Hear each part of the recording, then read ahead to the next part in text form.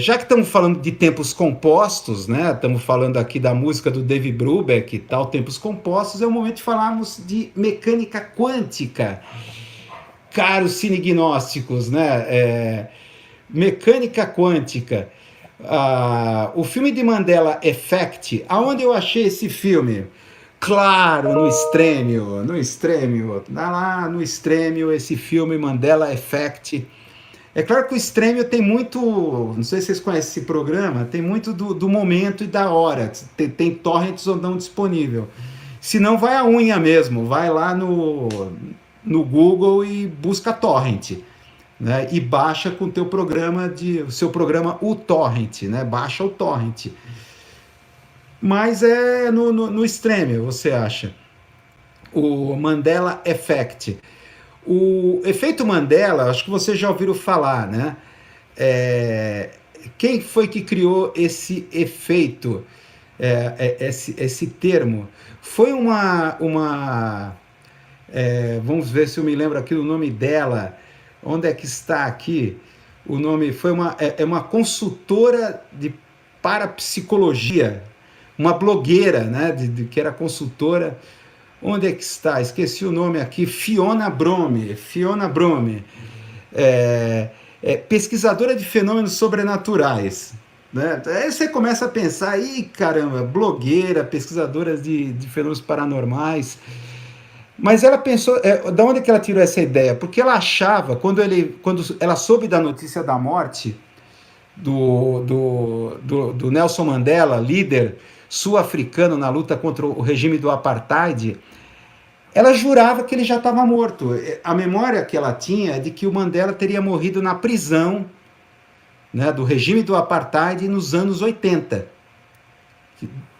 Não, ele acabou sendo solto, morreu, se não me engano, em 2013. E ela descobriu que estava vivo. Não, tanto é que morreu, mas como? Como assim?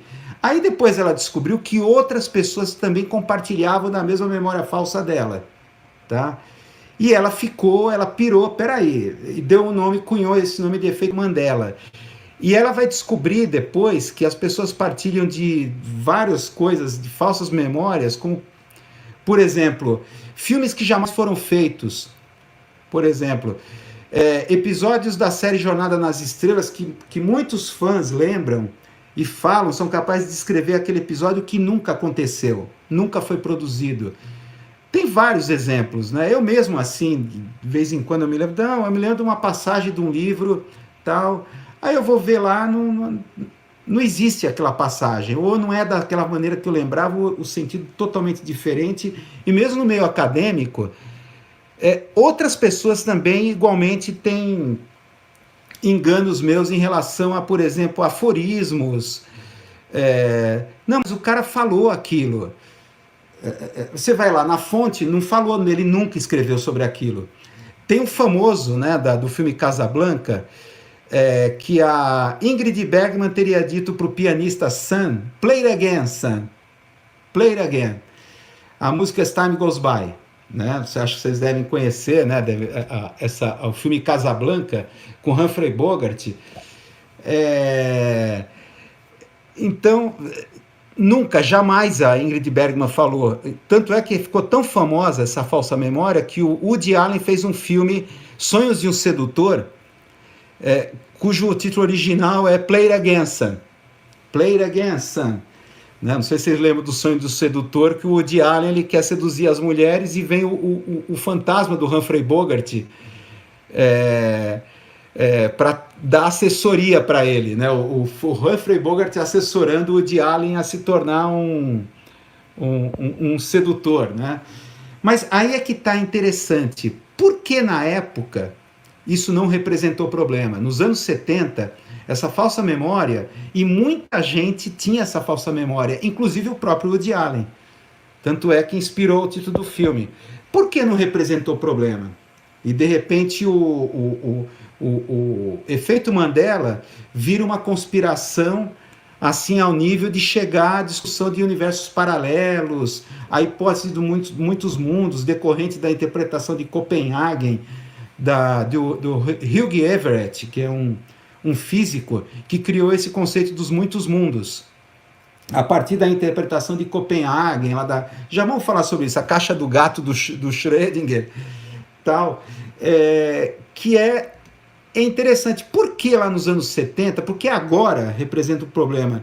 Se as pessoas já têm contato, talvez uma das explicações, até que uma coisa mais mundana, não tão assim louca quanto a mecânica quântica, pode ser no caso do 11 de setembro, a queda das Torres Gêmeas, do WTC, do World Trade Center, aquele ataque, né, foi o evento inaugural do século XXI.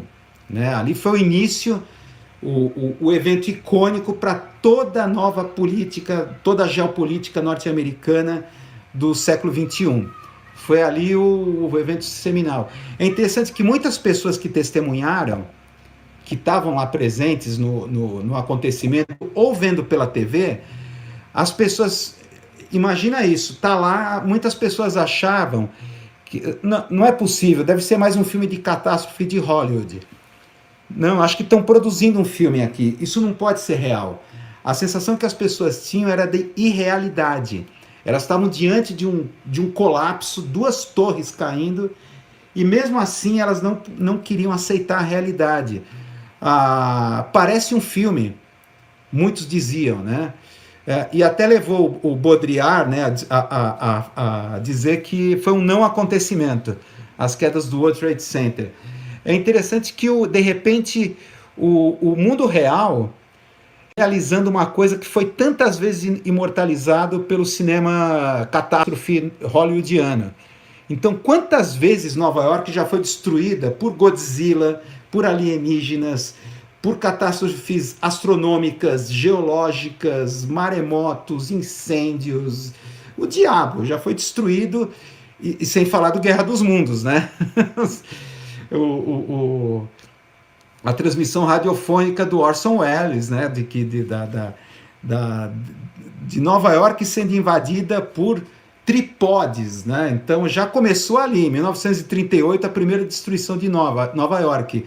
O Robert Altman, não sei se vocês conhecem esse diretor, um grande cineasta norte-americano, ele chega a dizer assim, na época ele chegou a dizer, que os filmes criam padrões e a realidade copia os filmes. Robert Altman falou isso. Então, essa sensação de realidade está lá no filme Mandela Effect, The Mandela Effect.